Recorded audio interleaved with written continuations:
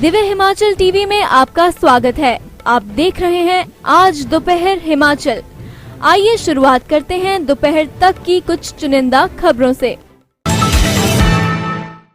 जनमंच में हिस्सा लेने पहुंचे ऊर्जा मंत्री को दिखाए काले झंडे, लगाए गो बैक के नारे। एक तो गर्मी से बेहाल, अब पानी भी नसीब नहीं। इन लोगों को 4 दिन बाद मिल रहा पानी। मजदूरों को मिले 750 रुपए दिहाड़ी, मांगे पूरी नहीं हुई तो होगा धरना प्रदर्शन। स्वारघाट में मनाया उज्ज्वला दिवस। 1 मई 2016 को हुई थी प्रधानमंत्री उज्ज्वला योजना की शुरुआत। और अब खबरें विस्तार से। ऊर्जा मंत्री सुखराम चौधरी को नालागढ़ दौरे के दौरान सवर्ण संगठन के कार्यकर्ताओं के विरोध का सामना करना पड़ा। सवर्ण संगठन के कार्यकर्ताओं ने ऊर्जा मंत्री को जहां काले झंडे दिखाए, वहीं गो बैक के नारे भी लगाए। दरअसल ऊर्जा मंत्री सुखराम चौधरी नालागढ़ विधानसभा क्षेत्र के दभोटा में जनमंच कार्यक्रम की अध्यक्षता करने पहुंचे थे।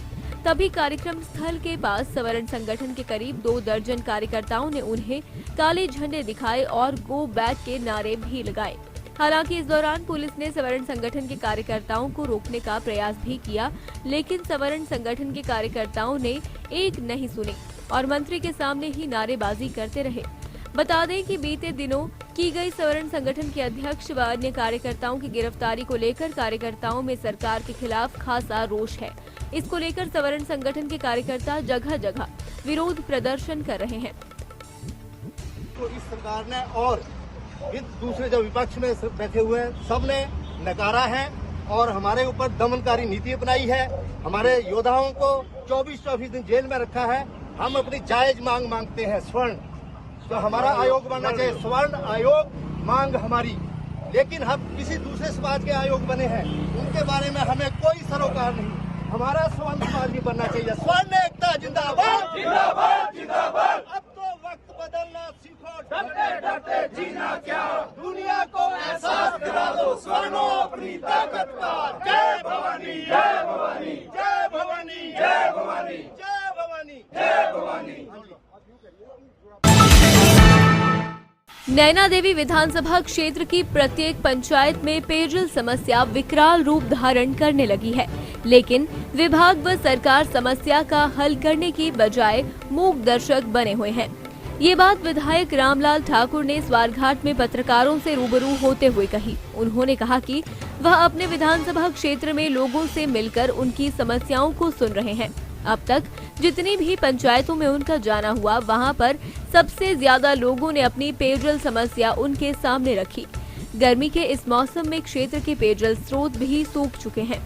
सरकार को जल जीवन मिशन के तहत पहले जल स्रोतों को एनराइज करने की आवश्यकता थी, जो सरकार ने समय रहते किया नहीं, मात्र अपने चहीतों को पाइपलाइन बिछा दी। बाकी लोगों के नसीब में तो वो भी नहीं आया। अब इन नलों में पानी की बजाय हवा आ रही है। लोगों को 3 या 4 दिन बाद पेयजल की आपूर्ति की जा रही है। उन्होंने प्रदेश सरकार से आग्रह किया है कि गर्मी के इस मौसम में पेयजल की समस्या को गंभीरता से लेते हुए उनकी समस्या का उचित समाधान किया जाए, ताकि लोगों को गर्मी के मौसम में पानी के लिए तरसना ना पड़े। ये सुनिश्चित किया है कि जब से मैं विधायक बना हूँ और भारतीय जनता पार्टी की सरकार है, गर्मियों के दिनों में मैं ज़्यादातर अपने चुनाव क्षेत्र में रहता हूँ। उसका कारण ये है कि गर्मियों में, क्योंकि मेरा जो नैना देवी हल्का है, इसमें ज़्यादातर जो है वो पानी की समस्या होती है। कुछ 4 लेन की समस्या, कुछ रेलवे की समस्या, उससे पानी की समस्या भी जुड़ी है, रास्तों की और सड़कों की समस्या भी जुड़ी है। पर मैं ये कहना चाहूँगा कि अभी गर्मी इतनी पड़ी है कि लोग जो है वो त्राही त्राही कर रहे हैं। लोगों को पीने का पानी नहीं मिल रहा है। कई जगह पे पानी जो है वो 4-4 दिनों के बाद आ रहा है। स्टाफ जो है वो माकूल नहीं है कि जो स्कीमें चली हैं उनको जो है वो पानी जो है वो पंपिंग किया जाए और लोगों को पानी पहुंचाया जाए। अब हो ये रहा है कि डिपार्टमेंट में जो कर्मचारी हैं या जो लगा रखे हैं ठेके के ऊपर लोग, वो जो है वो संडे की और सैटरडे जो सेकंड सैटरडे है या जो छुट्टियां हैं उनको जो है वो मोटर नहीं चला रहे हैं, पंप नहीं चल रही है। पंप अगर नहीं चलेगा तो पानी जो है वो ऊपर नहीं आएगा। उससे ये हो रहा है कि 3-3 दिनों के बाद, 4-4 दिनों के बाद पीने का पानी आ रहा है। कई जगह पे 15-15 दिन भी पानी नहीं आ रहा है। और मैं ये भी कहना चाहूँगा कि कुछ गलतियाँ जो काम करने वाले हैं, जेजीएम का पैसा आया है, पाइपें आई है, एक्सिन से पूछो तो एक्सिन साहब कहते हैं कि नहीं जी पाइपें तो बहुत माकूल है। और लेकिन ग्राउंड में देखा जाए तो लोग जो है वो पाइपें जो है वो रबड़ की पाइपें लगा रहे हैं। कईयों को कहा जा रहा है 2-3 पाइपें लगेगी, बाकी अपनी पाइपें लगा लो। और उससे ये हो रहा है कि सरकार की कथनी और करनी में अंतर लग रहा है। जो सरकार कह रही है, जो मंत्री कह रहे हैं, जो इनके अधिकारी कह रहे हैं, वो कह रहे हैं कि हमने जेजीएम से पैसा लगा के प्रधानमंत्री की स्कीम है गांव में पानी पहुंचाना है। लेकिन हो रहा है कि गर्मी से पानी के स्रोत जो है वो सूखते जा रहे हैं। पानी जो है वो ठीक से लोगों को मुहैया जो है वो नहीं करवाया जा रहा है। मैं तो ये भी कहना चाहूँगा कि जितने दिनों से मैं चुनाव क्षेत्र में हूँ, जो लोग मेरे पास आके कह रहे हैं, पानी की दिक्कत बता रहे हैं, मैं जब अधिकारियों से बात करता हूँ तो अधिकारी बोल रहे हैं कि दिक्कत तो नहीं होनी चाहिए। और जब मान लो ग्राउंड में जाते हैं तो लोग कहते हैं कि हमारे को पानी नहीं मिल रहा है। मेरा सरकार से निवेदन। हिमाचल प्रदेश निर्माण एवं मनरेगा मजदूर यूनियन संबंधित सीटू जिला मंडी का सम्मेलन कॉमरेड ताराचंद भवन में आयोजित किया गया। सम्मेलन की अध्यक्षता सीटू के जिला अध्यक्ष भूपेंद्र सिंह ने की। इस दौरान सीटू के जिला अध्यक्ष भूपेंद्र सिंह ने कहा कि आज महंगाई चरम सीमा पर पहुंच गई है और आम आदमी महंगाई की मार से त्रस्त है। उन्होंने कहा कि सीटू प्रदेश सरकार से मांग करती है कि निर्माण मजदूरों को 750 दिहाड़ी दी जाए।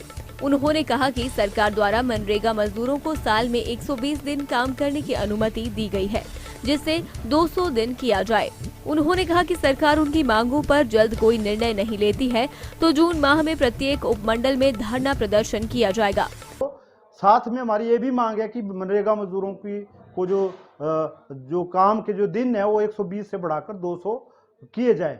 चौथी जो मुख्य जो बात है जिस पे चर्चा आज सम्मेलन में की गई कि मनरेगा मजदूरों को काम करने के लिए जो औजार सरकार को देने होते हैं, ग्रामीण विकास विभाग को देने होते हैं, वो नहीं मिल रहे हैं। मजदूरों को अपने घरों से औजार लाने पड़ते हैं, उससे काम करना पड़ता है। तो ये नहीं होना चाहिए। इससे मजदूरों का शोषण हो रहा है, उनका जो आर्थिक जो नुकसान हो रहा है, उनको घर का जो सामान जो औजार है वहाँ लाने पड़ते हैं। इसके अलावा मनरेगा के अंदर जो मिस्त्रियों का प्रावधान सरकार ने नहीं किया है। एक और उसमें प्रावधान किया है कि उसमें असेसमेंट की जाती है। असेसमेंट के बाद का उनको उनकी जो मजदूरी है 203 रुपये उसको भी कम किया जाता है। तो उसको वो भी हमारी मांग ये है कि जब 8 घंटे आप किसी भी मजदूर से काम करते हैं तो समान काम का समान वेतन मिले। और उस रविवार को रुद्रा गैस एजेंसी स्वारघाट ने उज्ज्वला दिवस धूमधाम से मनाया। कार्यक्रम में ग्राम पंचायत कुटेहला के उप प्रधान रोहित ठाकुर ने बतौर मुख्य अतिथि शिरकत की। कार्यक्रम में रुद्रा गैस एजेंसी प्रभारी चंपा देवी, लक्की काकू, राममूर्ति, जेबीटी जसपाल बंसल सहित उज्ज्वला योजना और मुख्यमंत्री गृहिणी सुविधा योजना की करीब 30 लाभार्थी महिलाओं ने भाग लिया। रोहित ठाकुर ने अपने संबोधन में बताया कि स्वच्छ ईंधन बेहतर जीवन के नारे के साथ माननीय प्रधानमंत्री नरेंद्र मोदी ने 1 मई 2016 को प्रधानमंत्री उज्ज्वला योजना की शुरुआत की थी और अब तक इस योजना के तहत 9 करोड़ से ज्यादा एलपीजी कनेक्शन बांटे जा चुके हैं। पहले ये योजना केवल SC/ST के लिए ही थी, अब इसे सभी के लिए लागू कर दिया गया है। कार्यक्रम में रुद्रा गैस एजेंसी के स्टाफ ने उपस्थित लोगों को एलपीजी के सुरक्षित उपयोग के बारे में विस्तृत जानकारी प्रदान की।